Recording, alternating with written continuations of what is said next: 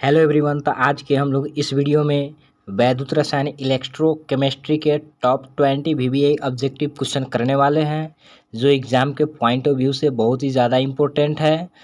तो वीडियो में अंत तक बने रहिए। तो चलिए वीडियो शुरू करते हैं। तो ये रहा फर्स्ट क्वेश्चन आपके स्क्रीन के ऊपर। फर्स्ट क्वेश्चन है KNO3 के संतृप्त विलयन का प्रयोग साल्ट ब्रिज बनाने में किया जाता है क्योंकि ऑप्शन 1 है K+ का वेग NO3 से अधिक है। ऑप्शन बी है NO3 का वेग K+ से अधिक है। ऑप्शन नंबर सी है NO3 तथा K+ के वेग लगभग समान होते हैं। ऑप्शन नंबर डी है KNO3 जल में अत्यधिक विलीय है।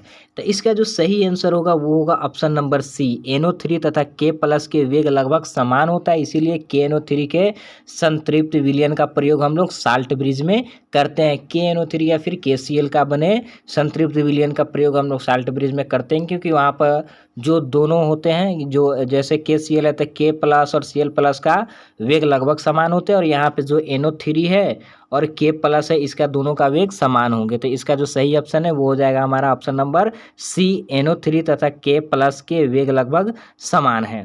अब क्वेश्चन नंबर 2 देखते हैं। क्वेश्चन नंबर 2 है निम्नलिखित में प्रबल ऑक्सीकारक है, यानी इसमें सबसे ज़्यादा ऑक्सीकारक कौन है? तो Br2 है, ऑप्शन नंबर बी में I2 है, ऑप्शन नंबर सी में Cl2 है, और ऑप्शन नंबर डी में F2 है। तो इसमें जो सबसे ज़्यादा जो अभिकारक है वो होता है फ्लोरीन F2। तो इसका सही ऑप्शन हो जाएगा ऑप्शन नंबर डी। अब चलिए अब क्वेश्चन नंबर 3 की ओर चलते हैं। तो क्वेश्चन नंबर 3 है द्रवित NaCl के वैद्युत अपघटन से कैथोड पर मुक्त होता है, यानी NaCl का जब वैद्युत अपघटन करेंगे तो कैथोड पर कौन चीज़ मुक्त होगा वो देखते हैं हम लोग। तो ऑप्शन नंबर ए है क्लोरीन, ऑप्शन नंबर बी है सोडियम, ऑप्शन नंबर सी है सोडियम अमलगम, और ऑप्शन नंबर डी है हाइड्रोजन। तो जब द्रवित NaCl को वैद्युत अपघटन करते हैं तो कैथोड पे मुक्त जो होता है वो होता है सोडियम, क्योंकि कैथोड जो है वो माइनस होता है और एनोड जो है वो प्लस होता है। तो प्लस की तरफ कौन जाएगा? Cl जाएगा, प्लस की तरफ Cl जाएगा, और माइनस की तरफ Na आएगा, क्योंकि Na के ऊपर प्लस चार्ज होता है तो ये निगेटिव की तरफ जाएगा, Na के ऊपर प्लस चार्ज होता है तो ये निगेटिव के ऊपर जाएगा, और Cl के ऊपर माइनस चार्ज होता है जो पॉजिटिव की ओर आएगा। तो पॉजिटिव एनोड को बोलते हैं, और निगेटिव जो होता है वो हमारा कैथोड होता है। तो Na कहाँ किसके पास आएगा? निगेटिव के पास आएगा। तो जो कैथोड है, कैथोड पे हमको सोडियम मिलेगा। तो ऑप्शन नंबर बी इसका करेक्ट आंसर होगा। तो क्वेश्चन नंबर 3 का ऑप्शन नंबर बी हो जाएगा।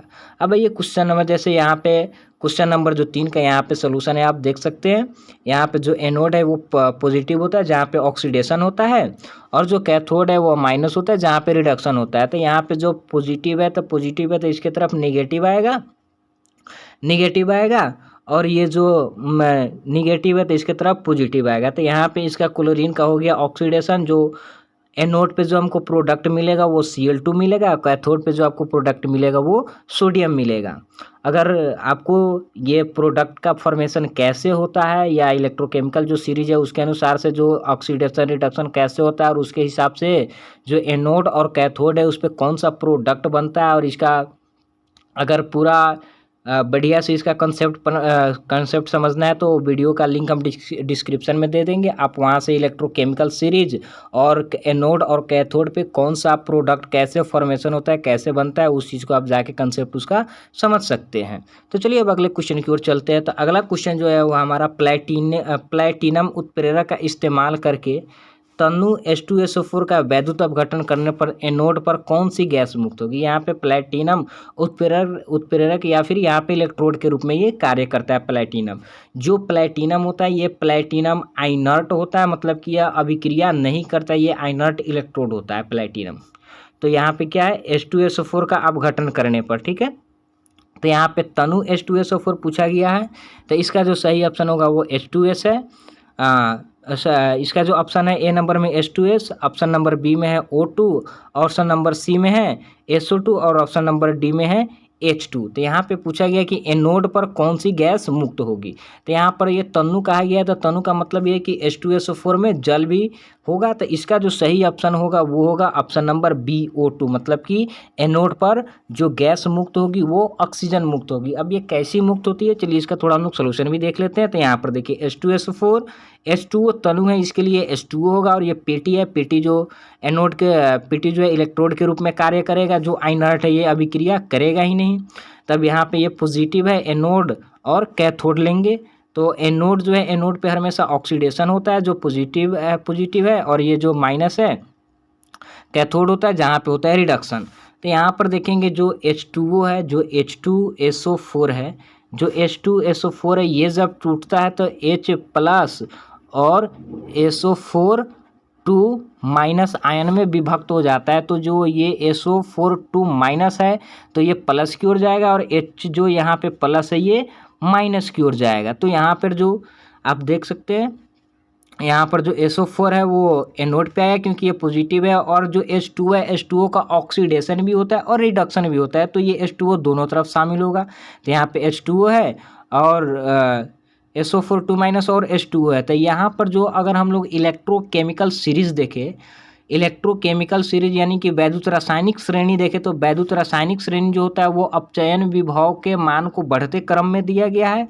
तो यहाँ पे H2O जो ऑक्सीडेशन का होता है वो 21 नंबर पे पाया जाता है, और ये 23 नंबर पे पाया जाता है। तो मतलब कि इसमें अपचयन का क्रिया ज़्यादा है, 23 नंबर पे है, मतलब कि इसमें अपचयन की क्रिया ज़्यादा है, क्योंकि अपचयन विभव का मान बढ़ते क्रम में दिया रहता है। अगर इसका कंसेप्ट आप समझना चाहते हैं तो डिस्क्रिप्शन में लिंक है, आप जाके वहाँ से देख सकते हैं। तो यहाँ पे ये जो 23 नंबर है, तो 23 नंबर मतलब कि इसमें अपचयन का यानी रिडक्शन का वैल्यू ज़्यादा है, तो ऑक्सीडेशन ये कम करेगा। जबकि H2O जो 21 नंबर पे है, इसमें जो ऑक्सीडेशन का वैल्यू SO4 के रिस्पेक्ट में ऑक्सीडेशन का वैल्यू ज़्यादा है और रिडक्शन का वैल्यू कम है यहाँ पे, इसलिए यहाँ पे H2O का हो जाएगा रिडक्शन, और रिडक्शन होने के बाद ये यहाँ पे O2 गैस यहाँ पे हमको एनोड पे मिलने वाला है। सेम यहाँ पे इसी तरीके से यहाँ पे रिडक्शन, तो रिडक्शन उसका होगा जिसका रिडक्शन का वैल्यू ज़्यादा होगा। तो यहाँ पे रिडक्शन का वैल्यू H प्लस का ज़्यादा होता है जो 15 नंबर पे है, और H2O का जो है वो रिडक्शन का वैल्यू 7 नंबर पे कम है। तो यहाँ पे जो 15 नंबर पे H प्लस है वो 2 इलेक्ट्रॉन लेके H2 गैस मिलने वाला है। तो H2SO4 H2O में जो है, तो यहाँ पे जो एनोड पूछा गया था, तो एनोड पे हमको ऑक्सीजन गैस मिलेगा। अब चलिए क्वेश्चन नंबर यहाँ पे जैसे आप देख सकते हैं इलेक्ट्रोकेमिकल सीरीज है, इसमें कौन से कितने नंबर पे आप इसे आपको जब एनोड और कैथोड पे प्रोडक्ट निकालना हो ऑक्सीडेशन और रिडक्शन के द्वारा, तो किसका ऑक्सीडेशन होगा किसका रिडक्शन होगा, आप ये कितने नंबर पे कौन है, आप इलेक्ट्रोकेमिकल सीरीज को आप देख सकते हैं। अब अगले नंबर क्वेश्चन पे आते हैं। अगला नंबर जो क्वेश्चन है वो NaCl के तनु जलीय विलयन, यानी NaCl का जो है वो तनु जलीय विलयन में विद्युत प्रवाहित करने पर कैथोड पर मुक्त होता है। कैथोड पे कौन सा चीज़ मुक्त होता है, तो यहाँ ये भी प्रोडक्ट के फॉर्मेशन के लिए, तो यहाँ पे देखते हैं ऑप्शन नंबर ए में सोडियम है, ऑप्शन नंबर बी में Cl2 है, ऑप्शन नंबर सी में H2 है, और ऑप्शन नंबर डी में O2 है। तो इसका जो सही आंसर होगा वो होगा सी नंबर H2 होगा, मतलब कि इसमें जो कैथोड पर मुक्त होगा वो H2 मुक्त होगा। तो कैसे होगा, चलिए इसका हम लोग इसका भी थोड़ा सोल्यूशन देख लेते हैं। तो यहाँ पर देखिए NaCl है और H2 है, तो यहाँ पे एनोड प्लस है तो यहाँ पे माइनस वाले आएंगे, ठीक है। यहाँ पे प्लस है तो जो माइनस आयन है वो आएगा, और H2O का ऑक्सीडेशन और रिडक्शन दोनों होता है, तो H2O इधर भी रहेगा और H2O इधर भी रहेगा। तो इधर जो रहेगा वो रिडक्शन के लिए रहेगा और इधर जो रहेगा वो ऑक्सीडेशन के लिए रहेगा। तो ये इलेक्ट्रोकेमिकल सीरीज में जो ऑक्सीडेशन वाला H2 है वो 21 नंबर पे पाया जाता है, और Cl जो है वो 22 नंबर पे पाया जाता है। तो इलेक्ट्रोकेमिकल सीरीज में ये इतना पर पाया जाता है। तो यहाँ पर जो 21 नंबर है इसका ऑक्सीडेशन का वैल्यू ये Cl माइनस से क्या होता है, थोड़ा ज़्यादा होता है, और इसका अपचयन का मान ज़्यादा होता है Cl माइनस का रेस्पेक्ट में H2O के। तो Cl माइनस का रिडक्शन का मान ज़्यादा होता है, तो इसका ऑक्सीडेशन का मान इसके रेस्पेक्ट में कम हो जाता है, जबकि H2O का रिडक्शन का मान कम होता है और ऑक्सीडेशन का वैल्यू ज़्यादा होता है इसके रेस्पेक्ट में ऑक्सीडेशन वाले को। तो यहाँ पे H2O का होगा ऑक्सीडेशन, और यहाँ पे प्रोडक्ट के रूप में हमको मिलेगा ऑक्सीजन। तो एनोड में प्रोडक्ट में मिलेगा हमको ऑक्सीजन गैस, और कैथोड के प्रोडक्ट में मिलेगा हमको H2 गैस, मतलब कि कैथोड पे हमको H2 मिलने वाला है और एनोड पे हमको O2 मिलने वाला है, ठीक है। अब अगले क्वेश्चन देखते हैं। विलयन में विद्युत का संचालन करते हैं, विलयन में जो विद्युत का संचालन होता है वो किसके द्वारा होता है, वैद्युत अपघट्य के द्वारा। ऑप्शन नंबर बी है वैद्युत अन अपघट्य के द्वारा, ऑप्शन नंबर सी है H2 अणु ऑप्शन नंबर डी है तांबे के तार द्वारा। तो जो विलयन में जो विद्युत का संचालन होता है वो होता है वैद्युत अपघट्य के द्वारा। ऑप्शन नंबर ए हमारा करेक्ट हो जाएगा, इसका ऑप्शन नंबर ए करेक्ट हो जाएगा। अब क्वेश्चन नंबर 7 में देखते हैं। क्वेश्चन नंबर 7 में ए, बी, सी और डी धातुओं के मानक इलेक्ट्रोड क्रमशः -3.05, -1.66, -0.40 और +0.8 वोल्ट है। तो इनमें किन धातु की अवकरण क्षमता सबसे अधिक होगी? तो इसका ऑप्शन देखते हैं। ऑप्शन नंबर ए का मतलब कि धातु ए का, बी में है धातु बी का, सी में है धातु सी का, डी में है धातु डी का। किसका जो है अवकरण क्षमता सबसे ज़्यादा होगा? तो अवकरण क्षमता के लिए जितना माइनस में मान जिसका जितना ज़्यादा होगा, मतलब कि माइनस में मान ज़्यादा मतलब कि कम हो गया, तो वो माइनस में मान जिसका सबसे ज़्यादा होगा वही उसी का अवकरण क्षमता सबसे अधिक होगा। तो यहाँ पे जो देख सकते हैं आप, जो ए मेटल है इसका माइनस में 3.05 है, मतलब कि माइनस में इसका मान सबसे ज़्यादा है, तो इसका अवकरण क्षमता सबसे अधिक होगा। तो इसका ऑप्शन नंबर ए करेक्ट हो जाएगा। क्वेश्चन नंबर 7 का ऑप्शन नंबर ए होगा, मतलब कि धातु ए का जो अवकरण क्षमता है वो सबसे अधिक होगा। अब यहाँ पे क्वेश्चन नंबर 8 में आते हैं। क्वेश्चन नंबर 8 है सेल में रेडॉक्स अभिक्रिया होने के लिए सेल का विद्युत वाहक बल होना चाहिए। तो ऑप्शन नंबर ए में है धनात्मक, ऑप्शन नंबर बी में है ऋणात्मक, ऑप्शन नंबर सी में है स्थिर और ऑप्शन नंबर डी में है शून्य। तो सेल में रेडॉक्स अभिक्रिया होने के लिए सेल का जो विद्युत वाहक बल है वो धनात्मक होना चाहिए, तब जाके उसका क्या होगा, तब जाके उस सेल में रेडॉक्स अभिक्रिया होगा। अब क्वेश्चन नंबर 9 में आते हैं। क्वेश्चन नंबर 9 में निम्नलिखित में कौन द्वितीयक सेल है? ऑप्शन नंबर ए है Leclanche cell, option number B है lead storage battery, option number C है सांद्रण सेल, ऑप्शन नंबर डी है इनमें से सभी। तो इसमें जो द्वितीयक सेल है वो है लेड स्टोरेज बैटरी, जो ऑप्शन नंबर बी है। ऑप्शन नंबर बी हमारा करेक्ट हो जाएगा, ऑप्शन नंबर बी सही होगा। जो लेक्लांच सेल है, जो सांद्रण सेल है, ये सभी के सभी प्राइमरी सेल में आते हैं, मतलब कि प्राथमिक सेल में आते हैं। तो इसका ऑप्शन नंबर बी हमारा करेक्ट हो जाएगा, लेड स्टोरेज बैटरी। अब चलिए अब क्वेश्चन नंबर 10 में आते हैं। क्वेश्चन नंबर जो 10 है इसमें पूछा गया है निम्न में से कौन एक अवरोधक है? अवरोधक है तो फिर इंसुलेटर, मतलब कि जो निम्न में कौन सा एक अवरोधक है? अवरोधक मतलब कि इंसुलेटर, जिसको कुचालक बोलते हैं, कुचालक है। तो ऑप्शन नंबर ए है ग्रेफाइड, तो ग्रेफाइड भी विद्युत के चालक होते हैं। ऑप्शन नंबर बी है एल्यूमिनियम, एल्यूमिनियम भी होते हैं। ऑप्शन नंबर सी है सिलिकॉन, सिलिकॉन भी होते हैं। सिलिकॉन को हम लोग अर्धचालक बोलते हैं, जिसमें टेम्परेचर बढ़ाने के बाद ये पूर्णतः चालन करने लगता है। और ऑप्शन नंबर डी है डायमंड, तो यहाँ पे ऑप्शन नंबर डी हमारा करेक्ट हो जाएगा, डायमंड। डायमंड है जो एक अवरोधक है, इससे विद्युत धारा प्रवाहित नहीं होती है। तो 10 का क्वेश्चन नंबर डी हमारा करेक्ट हो जाएगा। अब चलिए क्वेश्चन नंबर 11 में देखते हैं। 11 में चालकता की इकाई है, जो चालकता होती है कंडक्टेंस, उसकी इकाई क्या होती है? तो एक में है प्रति ओम, बी में है प्रति ओम प्रति सेंटीमीटर, सी में है प्रति ओम सेंटीमीटर स्क्वायर प्रति समतुल्य, ऑप्शन नंबर डी में है प्रति ओम प्रति सेंटीमीटर स्क्वायर, प्रति सेंटीमीटर स्क्वायर। तो इसका जो करेक्ट आंसर है, इसका करेक्ट आंसर हो जाएगा ऑप्शन नंबर बी, प्रति ओम प्रति सेंटीमीटर होता है चालकता की इकाई। अब चलिए क्वेश्चन नंबर 12 की ओर चलते हैं। तो क्वेश्चन नंबर 12 है सेल की अभिक्रिया स्वतः होती है जब, यानी सेल अभिक्रिया कब जो है पूर्ण यानी कि स्वतः अपने आप होगी, जब इनॉट सेल धनात्मक है, option number B. Delta G ऋणात्मक है, डेल्टा जी धनात्मक है, डी में इनॉट सेल ऋणात्मक है। तो इसका जो सही ऑप्शन होगा वो हो जाएगा बी नंबर, डेल्टा जी ऋणात्मक है। डेल्टा जी जिसको हम लोग गिब्स ऊर्जा बोलते हैं, तो जब गिब्स ऊर्जा का मान ऋणात्मक होगा तो सेल की अभिक्रिया स्वतः होती है, मतलब कि वह अपने आप हो जाएगी जब गिब्स ऊर्जा का मान ऋणात्मक होगा तब। अब चलिए क्वेश्चन नंबर 13 में चलते हैं। क्वेश्चन नंबर 13 फैराडे का विद्युत अपघटन नियम निम्न में से किससे संबंधित है? फैराडे का जो विद्युत अपघटन नियम है वो किससे संबंधित है? एक में ए नंबर में है धन आयन के परमाणु भार से, ऑप्शन नंबर बी में है धन आयन की गति से, ऑप्शन नंबर सी में है ऋण आयन की गति से और ऑप्शन नंबर डी में है इलेक्ट्रोलाइट के समतुल्य भार से। तो इसका जो सही ऑप्शन है वो है डी नंबर, इलेक्ट्रोलाइट के समतुल्य भार से जो है इसका इलेक्ट्रोलाइट के समतुल्य भार से जो है फैराडे का विद्युत अपघटन नियम संबंधित होता है। अब आइए 14 नंबर में सेल स्थिरांक की इकाई क्या है। तो एक में प्रति ओम, बी में प्रति ओम प्रति सेंटीमीटर, सी में प्रति सेंटीमीटर, डी में ओम प्रति सेंटीमीटर। तो इसका सही ऑप्शन जो हो जाएगा वो हो जाएगा सी प्रति सेंटीमीटर, अर्थात जो सेल स्थिरांक होता है, जो सेल कांस्टेंट होता है, उसका यूनिट प्रति सेंटीमीटर होता है। अब क्वेश्चन नंबर 15 में आते हैं। क्वेश्चन नंबर कह रहा है 1 कूलम्ब बराबर होता है, एक में 96,500 फैराडे, ऑप्शन नंबर बी में 1 इलेक्ट्रॉन का आवेश, ऑप्शन नंबर सी में 6.24 गुने 10 के पावर 18 इलेक्ट्रॉन का आवेश, ऑप्शन नंबर डी में इनमें से कोई नहीं। तो 1 कूलम्ब जो है 6.24 गुने 10 के पावर 18 इलेक्ट्रॉन का आवेश के बराबर होता है, या फिर यहाँ पे पूछ सकता है 1 कूलम्ब इलेक्ट्रॉन बराबर कितना होता है। तो 1 कूलम्ब इलेक्ट्रॉन बराबर 6.24 गुने 10 के पावर 18 होता है। ठीक है, तो इसका 15 का ऑप्शन नंबर सी हो जाएगा, 6.24 गुने 10 के पावर 18 इलेक्ट्रॉन का आवेश। ऑप्शन नंबर 16 में कह रहा है फैराडे का विद्युत विच्छेदन का द्वितीय नियम संबंधित है। फैराडे का विद्युत विच्छेदन का द्वितीय नियम संबंधित है किससे? धातु के परमाणु संख्या से।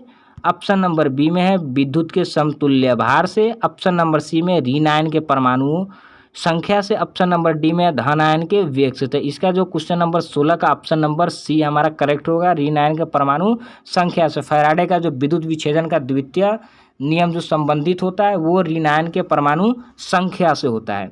अब चलिए क्वेश्चन नंबर 17 की ओर चलते हैं। क्वेश्चन नंबर जो 17 है, एक फैराडे विद्युत धारा प्रवाहित करने पर प्राप्त मात्रा बराबर होगी। एक फैराडे जो विद्युत धारा प्रवाहित करने पर प्राप्त मात्रा बराबर होगी ए में 1 ग्राम समतुल्य से, बी में 1 ग्राम मोल से, सी में विद्युत रासायनिक तुल्यांक से, डी में आधा ग्राम समतुल्य से। तो इसका जो करेक्ट आंसर होगा वो ए नंबर होगा, 1 ग्राम समतुल्य के बराबर होता है।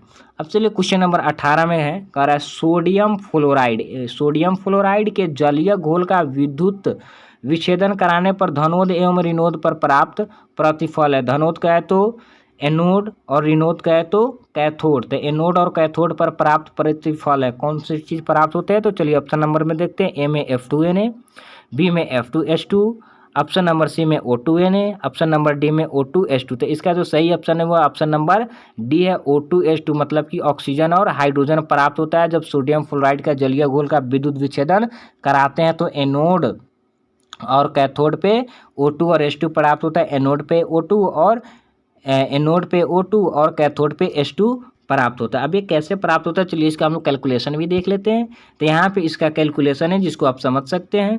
जैसे पीछे भी हम बतलाए हैं, जो एनोड है वहाँ पॉजिटिव होता है और यहाँ पे ऑक्सीडेशन होता है, और ये जो 21 और 24 ये लिखा गया है ये विद्युत रासायनिक श्रेणी के द्वारा लिया गया है। विद्युत रासायनिक श्रेणी में जो उसका अपचयन विभव का मान बढ़ते क्रम में दिया है, तो इसका अपचयन का मान बढ़ते क्रम में, तो ये 24 पे तो अपचयन का मान ज़्यादा होगा, इसका अपचयन का मान कम होगा। तो इसका अपचयन के मान कम होगा मतलब कि ऑक्सीकरण का मान ज़्यादा है। तो यहाँ पे क्या हो रहा है, ऑक्सीकरण, यहाँ पे ऑक्सीकरण कराना है, तो यहाँ पे 21 का अपचयन का मान कम होगा, ऑक्सीकरण का मान ज़्यादा होगा, मतलब कि यहाँ पे H2O का होगा ऑक्सीडेशन। तो यहाँ पे ऑक्सीडेशन कराने के बाद यहाँ पे O2 प्रोडक्ट मिलेगा। सेम वैसे ही यहाँ पे कैथोड, मतलब कि यहाँ पे कराना है रिडक्शन, और यहाँ पे 4 नंबर पे और ये 7 नंबर पे है।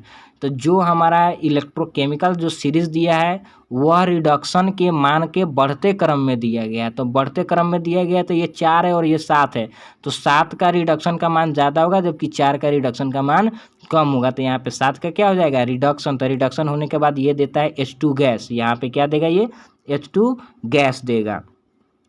तो यहाँ पे हमको एनोड पे मतलब कि धनोद पे हमको O2 गैस मिलेगा, और कैथोड पे मतलब कि ऋणोद पे हमको H2 गैस मिलने वाला है। तो चलिए अब अगले नंबर क्वेश्चन की ओर चलते हैं।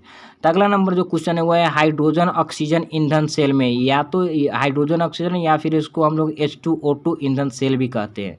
तो हाइड्रोजन ऑक्सीजन ईंधन सेल में हाइड्रोजन का दहन होता है जो ऑप्शन नंबर ए में अत्यधिक शुद्ध जल उत्पन्न करता है, ऑप्शन नंबर बी में 2 इलेक्ट्रोड के बीच विभवांतर उत्पन्न करता है, ऑप्शन नंबर सी में ऊष्मा उत्पन्न करता है, ऑप्शन नंबर डी में इलेक्ट्रॉन सतह से अवशोषित ऑक्सीजन निकालता है। तो इसका जो सही ऑप्शन हो जाएगा वो हो जाएगा बी, 2 इलेक्ट्रोडों के बीच विभवांतर उत्पन्न करता है।